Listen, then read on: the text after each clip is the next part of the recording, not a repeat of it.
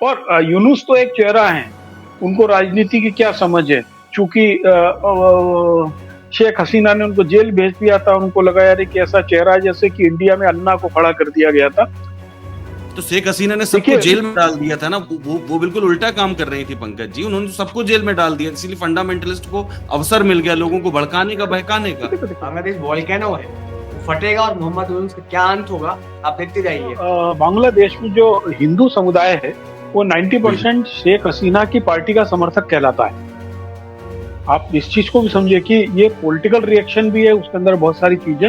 हालांकि ये दुर्भाग्यपूर्ण है, हमारी जो अंतर्राष्ट्रीय इंटेलिजेंस एजेंसीज हैं उनका एक बहुत बड़ा फेलियर है कि हम वहां पर अपने तरीके की सत्ताओं को स्थापित नहीं कर पा रहे हैं। केसी त्यागी की बेसिक जो चरित्र है वो एंटी कांग्रेस है, ये आप जान के चले। हाँ ठीक है। अब आपको एक खबर बताता हूँ जो दिल्ली के अखबारों तक आज भी नहीं आई है, कल भी नहीं आई है, परसों भी नहीं आई। तो धर्मेंद्र प्रधान को लेकर वहां पर बहुत बड़ा आंदोलन खड़ा हो गया है, छात्र और बाजार बंद हुए वहां पे सड़कों पे। जो भारत और कनाडा के बीच में जो तनातनी हुई है, मुझे लगता है उससे पैदा हुई अवस्था है ये, क्योंकि उन्होंने स्क्रीनिंग बढ़ा दी है। उन्होंने जो मतलब दस्तावेजों को चेक करने का जो तरीका उसको बदल दिया, थोड़ा सा कठोर कर दिया है, वहाँ निगरानी बढ़ा दी है। ये लोग वीजा लगवाते हैं कनाडा का, कनाडा में जाते हैं, वहाँ रहते हैं 2-3 महीने 4 महीने, फिर रूट पता करते हैं, इनके लोग होते हैं, फिर यूके से बॉर्डर क्रॉस करके अपना पासपोर्ट फाड़ के फेंक देते हैं। लेकिन इसका मूल संबंध हमारे डोमेस्टिक इशूज से है। अगर हरियाणा में किसी गांव का कोई लड़का विदेश जाने में कामयाब हो जाता है अगर सकुशल, तो वहां पे मिठाइयाँ बांटी जाती है। तो ये नहीं पता कि वहां जाकर के वो क्या काम कर रहा है, वो मैकेनिक है कि सड़क साफ कर रहा है कि बर्तन धो रहा है, इससे फर्क नहीं पड़ता। इस निकल गए। डिस्परेशन। देखिए, पंजाब से ये बीमारी शुरू हुई थी कनाडा जाने की, फिर ये हरियाणा में आई और अब राजस्थान में घुस चुकी है। हमारे जो न्यूनतम सुविधाएं हैं, मैं अभी गाजियाबाद में बैठा हूँ और इस प्रोग्राम के दौरान अभी तक 3 बार लाइट जा चुकी और आ चुकी है। सरकार ने कहा है कि LGBTQ+ जो समुदाय है, उसके जो कपल्स हैं, उनके लिए राशन कार्ड इंश्योर किए जाएं, सभी के लिए जल्द से जल्द राशन कार्ड को इंश्योर किया। इन समुदायों के प्रति अपने नजरिए में हमारा जो मुख्य धारा का समाज है वो बदलना चाहिए। ट्रांसजेंडर्स की स्टोरी थी जिसमें से कोई क्रेन चला रही है, कोई सिक्योरिटी गार्ड है और यानी अलग अलग, एक कोई ब्यूटी पार्लर चला रहे हैं, इस प्रकार की उसके अंदर स्टोरीज हैं। और झारखंड में पहली बार इस बार 4 जो ट्रांसजेंडर है वो एज ए सब इंस्पेक्टर भर्ती हुए हैं। सलाम, नमस्कार, मैं हूं गुड़ाल पाठक और आप देख रहे हैं द लखनऊ पोस्ट आज का अखबार। आज के अखबार में है मेरे साथ मेरे मेहमान विश्वदीपक जी और पंकज चतुर्वेदी जी। नमस्ते सर। नमस्ते, स्वागत है विश्वदीपक। बांग्लादेश में ऐसा लग रहा था क्रांति होने वाली है, लेकिन वहाँ इस्लामिक फासिज्म शुरू हो गया है। 49 शिक्षकों से जबरदस्ती शुरू नहीं हुआ है, आपको लग रहा था कि अभी शुरू हुआ है। आप लोग गलत फहमी में, यदि आपको लग रहा था कि अभी शुरू हुआ है, जब जमाते इस्लामी और ISI के सपोर्ट से कोई सरकार को गिराया जाएगा तो उसमें आप कैसे मानेंगे कि फंडामेंटलिस्ट शामिल नहीं होंगे। जब जमाते इस्लाम जो प्रतिबंधित संगठन था, जो भारत के विरुद्ध कट्टरता विरोधी रहा है, उसको ISI के सपोर्ट से जब सरकार को गिराया जा रहा है तो ISI से आप उम्मीद करते थे कि बहुत फासिस्ट ताकतें वहां नहीं होंगी। और यूनुस तो एक चेहरा है, उनको राजनीति की क्या समझ है। चूंकि शेख हसीना ने उनको जेल भेज दिया था, उनको लगा यार कि ऐसा चेहरा है जैसे कि इंडिया में अन्ना को खड़ा कर दिया गया था। नहीं तो उनको ये भी नहीं समझ में आ रहा है कि अल्पसंख्यकों के साथ क्या हो रहा है। वो इतने नासमझ कुछ नहीं समझ में आया। भाई आप एक चीज बताइए ना, आपने जितने वहां के फंडामेंटलिस्ट थे उन सबको जेल से छोड़ दिया, उन लोगों को पूरी छूट दे दी सरकार चलाने की, सरकार में लोग ही वो बैठे हुए हैं। तो शेख हसीना ने सबको जेल में डाल दिया था ना। वो बिल्कुल उल्टा काम कर रही थी पंकज जी। उन्होंने तो सबको जेल में डाल दिया, इसीलिए फंडामेंटलिस्ट को अवसर मिल गया लोगों को भड़काने का, बहकाने का। देखो, फिर आप जो तुलना करने लगे आप, शेख हसीना ने जो किया था अभी उस पर चर्चा नहीं हो रही है, ठीक है ना। शेख हसीना ने जो किया था उस पर चर्चा नहीं हो रही। शेख हसीना के बाद जो है, जो लोगों को लग रहा है कि अब फासिस्ट आ गए, उस पर चर्चा हो रही है। नहीं तो विश्वदीपक, आपको नहीं लगता कि जिन लोगों को छोड़ा जा रहा है, हो सकता है उनको इसलिए छोड़ा जा रहा हो कि डायलॉग शुरू हो और बातचीत शुरू हो, क्योंकि तमाम लोगों को जेल में डाला गया था, विपक्षी लोग थे, उसमें कुछ कट्टरपंथी भी हो सकते हैं, तमाम किस्म के लोग हो सकते हैं। आप, और जब आप सरकार में होते हैं तो आप किसी को भी कह सकते हैं कि कट्टरपंथी है, और आपकी आवाज सुनकर के सबको कट्टरपंथियों को बंद कर दिया गया। अब हो सकता है कि जो नई सरकार आई वो लोगों को बाहर निकाल रही हो, ये हो कि भाई डायलॉग शुरू किया जाए, ऐसा भी हो सकता है। देखिए, बंगाल और पाकिस्तान की नीयत एक है, ठीक है। इसका अगर आप ओरिजिन देखेंगे दोनों दोनों देशों की, ईशानी स्टेट की, दोनों की जो बांग्लादेश। उत्पत्ति है और दोनों का जो विकास है, वो दुर्भाग्य से एक समय के लिए हमको लगा था कि पश्चिम सॉरी आज का जो बांग्लादेश है वो थोड़ा सा अलग है, ठीक है, और अलग हाँ, है लग भी। रहा है। लेकिन वो अलग तब तक है जब तक कि वहां की कांग्रेस यानी कि शेख हसीना और अवामी लीग वहां पे सत्ता में है, तभी तक वहां पे थोड़ा सा हमें अलगाव दिखता है। और वो वहां की जो रेडिकल फंडामेंटलिस्ट ताकतें हैं, उनको ताकत से ही हैंडल करना पड़ेगा, करना पड़ा शेख हसीना को। अगर वो नहीं करती तो आपने देखा कि क्या हुआ उनके साथ, उनके परिवार के साथ क्या हुआ। तो पाकिस्तान और बांग्लादेश दोनों की नियति यही है कि एक आता है, दूसरा जाता है, फिर दूसरा आता है, तीसरा पहले वाले को रिप्लेस करता है, फिर पहला आ और उनके जाता है। मेथड वही होते हैं, उनके मेथोडोलॉजी उनकी वही है, उनके तरीके वही होते हैं, उनका नजरिया वही है। हाँ, शेख हसीना जो इसमें जो मेरे हिसाब से जो नोटिस करने वाली बात है वो ये है कि हिंदुस्तान में जब ये वहां पे तख्ता पलट हुआ और वहां के छात्रों को कॉल जो स्टूडेंट प्रोटेस्ट था, वो चेहरा था, जैसा कि पंकज जी ठीक कह रहे हैं कि मोहम्मद यूनुस की कोई पॉलिटिकल लेजिटिमेसी नहीं है, इज नोबडी, कुछ नहीं है वो। उसको वर्ल्ड बैंक, अमेरिका, CIA जिसको डीप स्टेट्स कहते हैं, और IMF वगैरह से उसको उसको वहां पे प्रोजेक्ट किया गया, उसको फेस बनाया गया, और लास्ट में सत्ता की चाबी उठा करके उसके हाथ में रख के दे दी गई। आप लिख कर रख लीजिए, अगर मोहम्मद यूनुस वहां से, या तो वो इस उम्र में वो हो सकता है बहुत अच्छे आदमी हो, बहुत अच्छे इंसान हो, बहुत कल्चर्ड हो, बहुत पढ़े लिखे हो, लेकिन वो जिस उम्र में वहां पे गए हैं पॉलिटिक्स कर रहे हैं और बांग्लादेश को संभाल रहे हैं, तो बांग्लादेश को संभालना इतना आसान नहीं है। बांग्लादेश वॉल्केनो है, वो फटेगा, और मोहम्मद यूनुस का क्या अंत होगा आप देखते जाइए। मेरे हिसाब से जो इसमें प्रॉब्लमेटिक बात हुई है हिंदुस्तान के यहाँ से, वो ये हुई है कि चूंकि शेख हसीना प्रो इंडिया मानी जाती थी, और उनका जब तख्ता पलट हुआ तो स्टूडेंट प्रोटेस्ट के नाम पर भारत में जबरदस्त समर्थन किया गया इस पूरे मूवमेंट का, बांग्लादेश में जो हुआ। और पंकज जी सही कह रहे थे कि फंडामेंटलिस्ट जमात इस्लामी का ये ओवरथ्रो है, ये ओवरथ्रो है, तख्ता पलट कहते हैं इसको। बस इसमें सिर्फ एक चीज हुआ कि वो उनकी जान बच गई, खूनी तख्ता पलट नहीं हुआ। तो इसके अंजाम इस क्षेत्र के लिए भी, भारत के लिए भी, और भारत के अंदर हिंदू मुस्लिम संबंधों के लिए भी बहुत इसके असर पड़ने वाले हैं इस चीज के। क्योंकि क्या बंगाल में जो बांग्लादेश में जो हिंदू समुदाय है वो 90% शेख हसीना की पार्टी का समर्थक कहलाता है। आप इस चीज को भी समझिए कि ये पॉलिटिकल रिएक्शन भी है, उसके अंदर बहुत सारी चीजें, हालांकि ये दुर्भाग्यपूर्ण है। और किसी भी देश को यदि देश के रूप में अपने आप को जिंदा रखना है तो इससे बचना होगा। और मेरा अपना मानना है कि यदि भारत की इसमें भूमिका कहा जाए तो भारत की ये जो हमारी जो अंतर्राष्ट्रीय इंटेलिजेंस एजेंसीज हैं उनका एक बहुत बड़ा फेलियर है कि हम वहां पर अपने तरीके की सत्ताओं को स्थापित नहीं कर पा रहे हैं। बहुत स्पष्ट आपको बताऊं कि साउथ एशिया में यदि सार्क कंट्रीज में भारत एक फादर है, सब चीज उसके अंडर में होना चाहिए। और आज देखिए कि हमारे अंडर में न तो अफगानिस्तान है, न नेपाल है, न श्रीलंका है, छोटा सा मालदीव भी हमारे, हाथ से निकल के, बाकी तो छोड़िए आप, है ना। क्या ही होगा। हाँ, सही बात। आपको बताएं मालदीव की एक घटना को बहुत सारा इंडियन अखबारों ने तवज्जो नहीं दिया।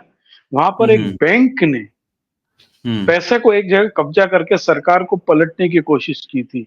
वो एक उदाहरण है कि यदि अडानी और अंबानी एक साथ पूरे देश की पूंजी में कब्जा कर लेंगे ना जिस दिन चाहे, हालांकि लगता तो मुझे ये कि उनको सत्ता बदलने की जरूरत नहीं है, क्योंकि उनके हाथ में तो सत्ता चवन्नी की तरह उछाल देते हैं, वो तो जयंत चौधरी बना देते हैं उसको कभी। जयंत चौधरी से मुझे याद आया कि आज इस पर भी बातचीत हो सकती है कि ये जो केसी त्यागी साहब हैं, इन्होंने इस्तीफा दे दिया, जबकि नीतीश के लॉयलिस्ट हैं और कॉन्फिडेंट भी थे, सब कुछ था, लेकिन इन्होंने इस्तीफा दे दिया। वैसे है तो कोई मासवास लीडर नहीं है ये, पर फिर भी इनका इस्तीफा सिग्निफिकेंट है क्या विश्वदीप?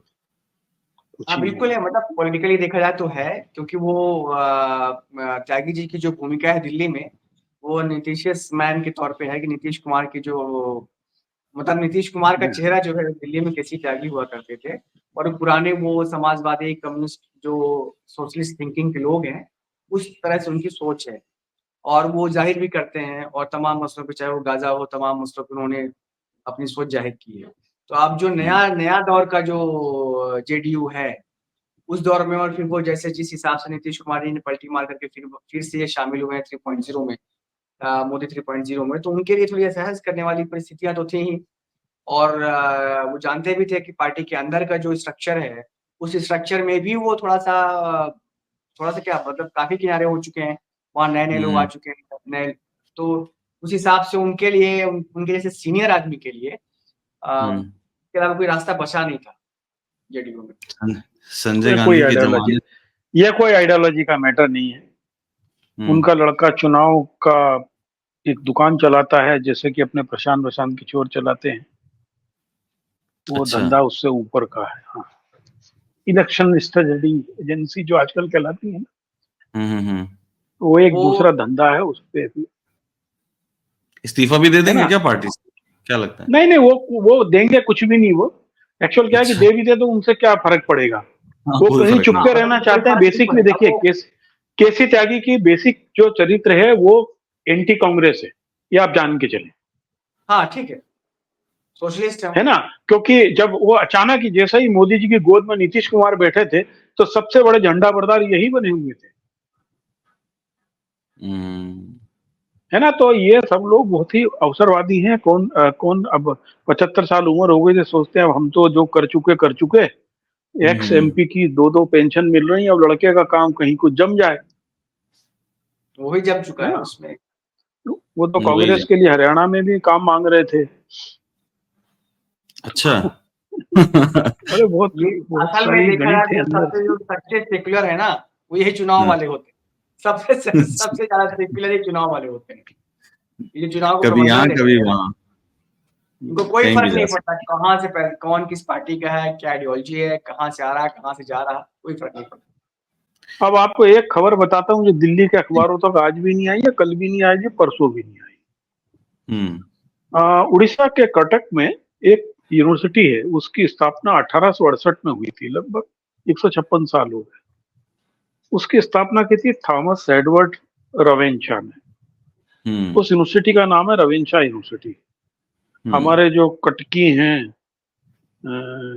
लोग उड़ीसा के, उनसे पूछेगा, वो जानते हैं कटकी किसको कहा जाता है। तो धर्मेंद्र प्रधान जी वहां बयान दे आए जाकर कि अब इस यूनिवर्सिटी का नाम बदल देना चाहिए, क्योंकि इससे गुलामी की बू आती है। और वहां पे एक बड़ा आंदोलन खड़ा हो गया इसके खिलाफ।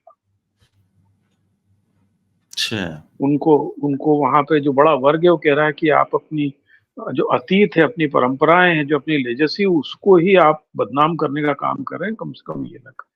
अब ये खबर बताइए, शायद नहीं खबर तो नहीं आएगी भी नहीं। ये तो आप केवल उड़ीसा पोस्ट में देख सकते हैं। उड़ीसा पोस्ट अंग्रेजी का अखबार है, उड़ीसा का एकमात्र अच्छा अखबार है, उसके अंदर आज फर्स्ट पेज पे खबर है। तो क्या है कटकी, क्या है ये? कटक के लोगों को कटकी कहा जाता है।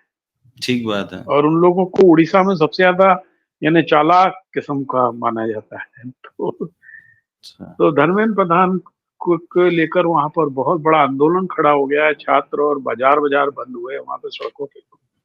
लेकिन इस खबर का असल चीज ये नहीं है कि वहां पे विरोध हो रहा है। विरोध असल चीज ये है कि क्या कल आप फादर कामिल बुल्के के नाम को भी बदलोगे? मेरा एक क्या हमारा केवल हमको बदलाव करना जरूरी है कि बदलाव के पीछे कोई सकारात्मक कारण है, वो जरूरी है। मदन दिलावर राजस्थान के मंत्री हैं, वो कहते हैं कि जिस किताब में लिखा हुआ अकबर महान है, मैं उस किताब में आग लगा दूंगा। उनको पता ही नहीं होगा किस किताब में लिखा, चूंकि पढ़ा ही लिखा नहीं होगा उन्होंने, मुझे तो पूरा भरोसा, मालूम ही नहीं होगा। आप कैसे उस इतिहास को नकारोगे कि कैसे कैसे राजपूताना के राजाओं ने मुगलों से अपने लड़कियों की शादियां कर करके राजनीतिक समझौते किए थे। ये तो, और वो कोई मेरी निगाह में वो कोई बहुत गलत नहीं है। इस ट्रेजेडी जब कोरिया की जो राजकुमारी है वो अयोध्या में आकर शादी कर सकती है, या ये एक देश और दुनिया और सत्ता ऐसे ही चलती है।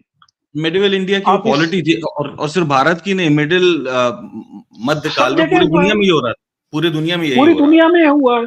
यदि पूरी अपन दुनिया में। इजिप्ट का हिस्ट्री देख रहे हैं या बगल में हम बल्गेरिया वगैरह को देखते हैं, वहां सब यही होता रहा बिल्कुल। है ना। अब वो ओस्लो की राजकुमारी ने तो एक ऐसे व्यक्ति शादी कर ली जो जादूगर है। अरे एक अभी आ- अभी अभी हाल की घटना है कि एक जापानीज जो प्रिंसेस है उसने एक कॉमनर से शादी कर ली, जिसकी वजह से उसको जो रास्ता से निकाल दिया गया। राजघराने के जो उसको पत्ता पेंशन मिलता रहा सुविधाएं होगा, जो भी उसको सुविधाएं मिलती रही होंगी, वो सब उसको वो उससे बेदखल किया गया और उसने उसको सहज स्वीकार किया। वो हम ब्रिटेन का है, वो प्रिंस हैरिस क्या नाम है उसका, छोटे वाला भाई, हाँ, उसने भी हैरी ही किया, नाम है। कॉमनर से शादी किया उसने। तो ये होता है, मूल बात ये है कि इनके अंदर जो एक कॉलोनाइजेशन का, ये ऐसा मानते हैं कि हम डीकोलोनाइज कर रहे हैं। मूल बात ये है, इनके जो मूल जी को थिंकिंग है वो ये है कि हम डीकोलोनाइज करना है हमें इस कंट्री को। इसमें जो औपनिवेशिक मानसिकता है, उसके संस्थान है, वो सोच है, उसको हमें भगाना है, हटाना है, झाड़ फूक के भगाना है। ऐसा लगता है कि कोई झाड़ फूकना है इनको, लेकिन ये भाई नासमझी है, इतिहास की नासमझी है। बिल्कुल सही, भाई मैं मदन इतिहास के नाम दिलावर से। जी कभी इस बात पे चर्चा नहीं करते हैं कि राजस्थान सरी के बड़े राज्य में आखिर क्यों कोई बहुत बड़ा आंदोलन आजादी की लड़ाई का खड़ा नहीं हो पाया। नहीं हुआ, बिल्कुल बिल्कुल क्यों नहीं हुआ? क्योंकि वहां पे राजघरानों ने लोगों को कुचल के रखा हुआ था। बिल्कुल। सही बात, बिल्कुल सही। है ना। तो आप उसके आज भी ऊपर बात करने उनका, को तैयार नहीं है। आज भी आप उनका रहन सहन देखिए, मेरे हाँ ख्याल से हाँ। सबसे ज्यादा फ्यूडल जो आपको अवशेष दिखेंगे, अभी भी तंत्र है। हाँ, वो वही राजस्थान में दिखेंगे। सबसे ज्यादा फ्यूडल है, सही कह बिल्कुल रहे हैं। बिल्कुल। अच्छा तो हम विश्वदीप भाई, लोग किस बदलाव एक खबर है जिस पे हम लोगों को बातचीत करनी चाहिए, वो नॉर्दर्न अमेरिका से है। और वो ये है कि अमेरिका में हजारों की संख्या, मतलब यूएसए में हजारों की संख्या में कनाडी जो भारतीय वो कैनेडियंस हैं, हैं। भारतीय मूल के जो कनाडी हैं, और उनके पास कनाडियन पासपोर्ट भी है, सब कुछ है, वीजा भी है, वो यहाँ यूएस में भाग रहे हैं और वो यूके में भी असाइलम खोज रहे हैं। तो ये मतलब जो भारत और कनाडा के बीच में जो तनातनी हुई है, मुझे लगता है उससे पैदा हुई अवस्था है ये, क्योंकि उन्होंने स्क्रीनिंग बढ़ा दी है, उन्होंने जो मतलब दस्तावेजों को चेक करने का जो तरीका उसको बदल दिया, थोड़ा सा कठोर कर दिया है, वहां निगरानी बढ़ा दी है। तो ये इस पे सरकार को इंटरवीन तो करना चाहिए ना, हजारों की संख्या में हाँ, लोग आ रहे हैं, इंटरव्यू क्या, तो देखिए मुझे लगता है ये एक अलार्मिंग सिचुएशन है हमारे लिए, हमारे देश के लिए और हमारे समाज के लिए भी। मैं इसको ऐसे देखता हूँ, आपने एक फिल्म आई थी बीच में, डंकी फिल्म आई थी, शाहरुख खान थे उसमें, आपने देखा होगा। तो वही तरीका ये लोग अपनाते हैं कि ये लोग वीजा लगवाते हैं कनाडा का, कनाडा में जाते हैं, वहां रहते हैं 2-3 महीने 4 महीने, फिर रूट पता करते हैं, इनके लोग होते हैं, फिर यूके से बॉर्डर क्रॉस करके अपना पासपोर्ट फाड़ के फेंक देते हैं। जब ये पासपोर्ट फाड़ के फेंक देते हैं तो वहां फिर ये इनको किसी एक कैंप वैम्प में रखते हैं, फिर लंबे समय में इनको कुछ मिल जाता है, कुछ को नहीं मिलता है, डंकी कुछ रूट। मार खप जाते हैं। लेकिन इसका मूल संबंध हमारे डोमेस्टिक इश्यूज से है। बात यह है कि भारत में रहना लोगों को जान देने से, कि जान देना मतलब उनके लिए सस्ता लगता है और उनके लिए मंजूर है जान देना अमेरिका जाने की कोशिश में, बनस्पत इसका कि भारत में रहना उनको, ये बड़ी अलार्मिंग सिचुएशन है कि हमारे यहाँ लोगों को ऐसा कुछ नजर नहीं आ रहा है, कोई फ्यूचर नजर नहीं आ रहा। बात ये है, कोई हमें सुखद भविष्य हमें यहाँ नहीं दिख रहा है। बात ये है, इसलिए यहाँ से लोग 10 लाख 20 लाख 25 लाख लगा करके, खेत बेच करके, गहने बेच करके, बैंक से लोन लेकर के, एजेंट्स को पैसा देते हैं, पासपोर्ट बनवाते हैं और फिर जाकर के मर खप भी जाते हैं उसमें से। अभी और मैं पढ़ संख्या रहा था बढ़ कि रही है लगातार, बहुत संख्या बढ़ बढ़ रही रही है। अरे हरियाणा के बारे में मैं पढ़ रहा था एक दिन, कि हरियाणा में कुछ मित्र वो बता रहे थे कि अगर हरियाणा में किसी गांव का कोई लड़का विदेश जाने में कामयाब हो जाता है अगर सकुशल, तो वहां पे मिठाइयां बांटी जाती है। उनको ये नहीं पता कि वहां जाकर के वो क्या काम कर रहा है, वो कोई मतलब मैकेनिक है कि सड़क साफ कर रहा है कि बर्तन धो रहा है, इससे फर्क नहीं पड़ता। बस इस निकल हद गए। तक डेस्परेशन है ये बात। नहीं, एक्चुअली और भारत पंजाब की का पैटर्न है। देखिए, पंजाब बिल्कुल में 48% पॉपुलेशन जो है, उसमें खेतों के मालिक नहीं रह रहे हैं, वहां पे दिहाड़ी हाँ, मजदूर काम कर रहे हैं। काम ठीक है करते ना। हैं। पंजाब में ईमानदारी की बात है कि हर गांव से, हर घर से कनाडा जाने का फैशन चला है। और कनाडा से जो माइग्रेशन की समस्या जा रही, वो इसलिए हो रही कि कनाडा में आज से नहीं, लगभग 125 साल से सिखों का वहां पर बिजनेस पे और उसके ऊपर डोमिनेशन रहा है। पिछले पन्नू वाले कांड के बाद में कनाडा में सिखों और हिंदुओं के बीच में, जो नॉन सिख हैं उनके बीच में तनाव खड़ा हुआ है। और जो सिख लोग थे उन लोगों ने बहुत सारे नॉन सिख्स को अपने यहाँ से नौकरियों से निकाला है, और वो जो स्ट्रेस है उसके कारण वहां पे क्रॉस बॉर्डर करने का एक तंत्र बढ़ा हुआ है। और चूंकि क्या है कि कनाडा के मामले में भारत सरकार का रवैया जो है, चूंकि वहां ऑन रिकॉर्ड है, उसमें अंदर अमेरिका का लिंक भी, अमेरिका में पन्नू की हत्या की साजिश में इंडियन एजेंसी के लोग पकड़े गए, और ठीक यही स्थिति कनाडा में ऑन रिकॉर्ड है। यदि किसी देश का प्राइम मिनिस्टर यदि ये कह रहा है कि हमारे पास भारत की एजेंसी के लोगों में इन्वॉल्वमेंट का प्रमाण है, तो वो ऐसे हवा में बात नहीं कर रहा होगा। बिल्कुल सही, ठीक है ना। तो एक्चुअल क्या है कि इसके अंदर देखिए, जो कनाडा में राजधानी के आसपास के इलाके हैं, वहां पर जो यूनिवर्सिटीज हैं, आज भी स्टूडेंट्स यहाँ से बहुत जा रहे हैं, पढ़ने के लिए बहुत जा रहे हैं। लेकिन जो लोग वहां पे पलायन को मजबूर हैं, उसमें से बहुत सारे ऐसे लोग हैं जो पंजाब, और देखिए पंजाब से ये बीमारी शुरू हुई थी कनाडा जाने की, फिर ये हरियाणा में आई और अब राजस्थान में घुस चुकी है। राजस्थान में भी बड़े हिस्से में जो पंजाब से लगा हुआ हिस्सा है, यानी मैंने श्रीगंगानगर से शुरू करके हनुमानगढ़ तक ये जो पूरा बेल्ट लगा हुआ है, उसमें फिर से यही शुरू हुआ, वहां भी यही ये इन्फ्लुएंस चला गया।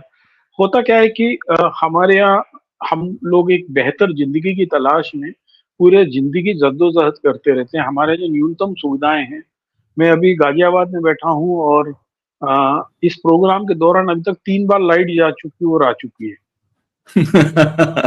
ठीक है, यदि यानी आप सफाई की स्थिति देख लीजिए, वाटर लॉगिंग की स्थिति देख लीजिए, हेल्थ का पोजीशन देख लीजिए, नौकरी का स्थिति देख लीजिए, तो लोगों को लगता है यार कि हम कम से कम शुद्ध हवा में सांस ले लेंगे, हमको कोई किसी को पैसा तो नहीं देना पड़ेगा। ये कुछ चीजें हैं जो जिसको ब्रेन ड्रेन की जगह अब हम ह्यूमन रिसोर्स ड्रेन कह सकते हैं, वो उसका कारण हो रही है।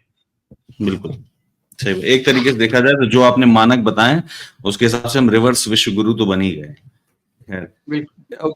विश्व दीपक, एक खबर है इस पर, बस मुझे लगता है लोगों को पता होना चाहिए, किसी और अखबार में तो मुझे नहीं दिखी, हिंदू में ही थी, कि सरकार ने कहा, ये खबर ठीक है, कि सरकार ने कहा है कि LGBTQ+ जो समुदाय है उसके जो कपल्स हैं उनके लिए राशन कार्ड इंश्योर किए जाएं, सभी के लिए जल्द से जल्द राशन कार्ड को इंश्योर किया जाए।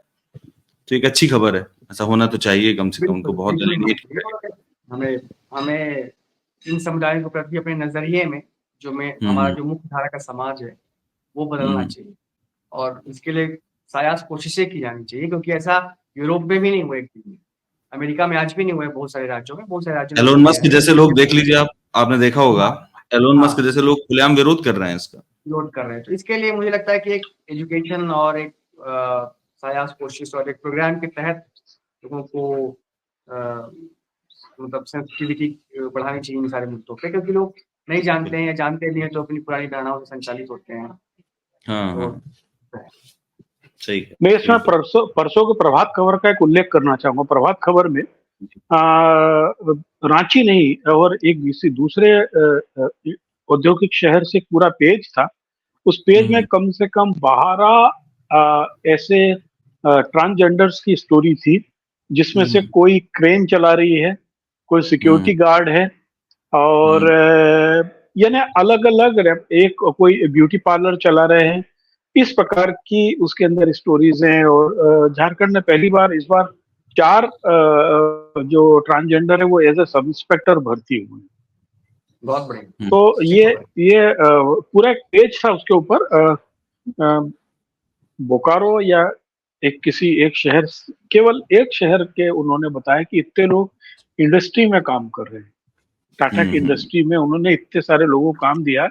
तो जाहिर है कि यदि कम से कम ट्रांसजेंडर्स को, LGBT तो एक बहुत बड़ा है, उसके अंदर संघ के लोग बहुत समर्थन करते हैं उन सब चीजों का। तो लेकिन ये है कि ट्रांसजेंडर्स के लिए कम से कम प्राइमा फेसी में एक सम्मान की जगह मिले, जिससे कि वो उनकी जो छवि खराब हो रही है उससे वो उन्मुक्त होकर पढ़ाई करें, अच्छे अच्छे जॉब में जाएं। तो उसके लिए झारखंड में मुझे लगा कि बहुत अच्छा काम हुआ है। आई रियली अप्रिशिएट इट, और उस पेज को लोगों को तलाश के पढ़ना चाहिए। ठीक है, हम लोग अपने पेज में लगा देंगे। ठीक है सर, इसको सारी चर्चा हो चुकी है, अब इसको इसी नोट पे खत्म किया जाए इस program. Thank you, thank you.